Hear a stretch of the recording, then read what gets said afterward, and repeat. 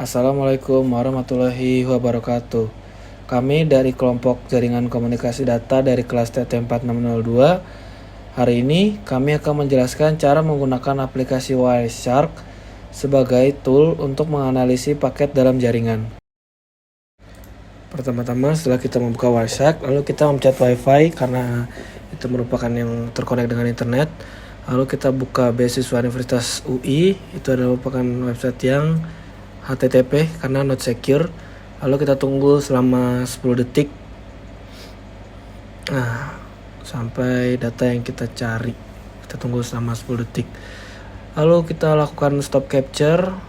Lalu kita buka statistik ke conversation, lalu ke IPv4. Lalu kita cari website address dari beasiswa UI ini melalui CMD atau terminal, karena ini pakai MacBook jadi terminal. Terus kita searchnya masukin website linknya, tapi HTTP dan webnya dihilangkan. Oke, di sini ketemu langsung addressnya 152.168.24.194. Lalu kita cari yang sama, lalu klik kanan, apply filter, selected A ke B, B ke A.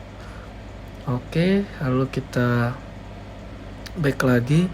Nah, di sini adalah hasil yang kita dapat dari melakukan filter yang tadi. Di sini ada source-nya. Source itu merupakan IP dari device yang kita pakai, dan destination ini merupakan website yang akan kita tuju. Di sini website-nya udah sesuai ya.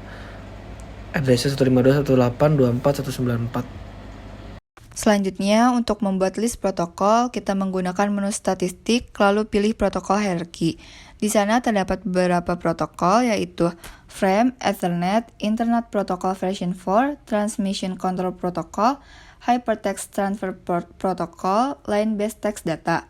Untuk Frame 100%, Ethernet 100%, IPv4 100%, TCP 100%, HTTP 11,1%, Line Based Text Data 5,6%. Karena IPv4 100%, maka kita menggunakan protokol tersebut.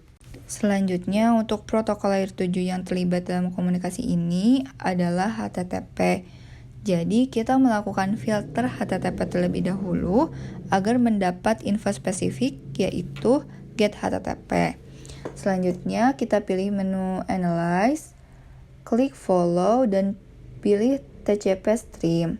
Selanjutnya terdapat beberapa informasi seperti host, connection, upgrade insecure request, dan sebagainya. Untuk host yaitu beasiswa.ui.ac.id, dan untuk connection yaitu keep alive. Selanjutnya yaitu mencari IP address dan MAC address. Nah, yang dilakukan pertama kali itu yaitu melakukan filtering dengan mengisi HTTP.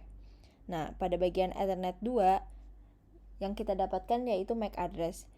Di antaranya source MAC address dan destination MAC address.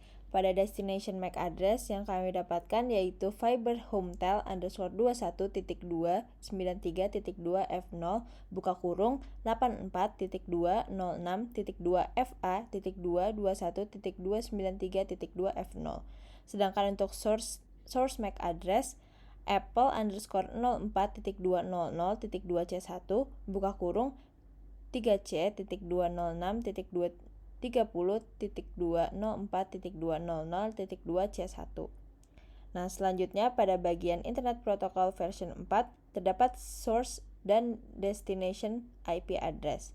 Untuk source IP address yang kami dapatkan yaitu 192.168.1.28, dan untuk destination IP address yaitu 152.118.24.194.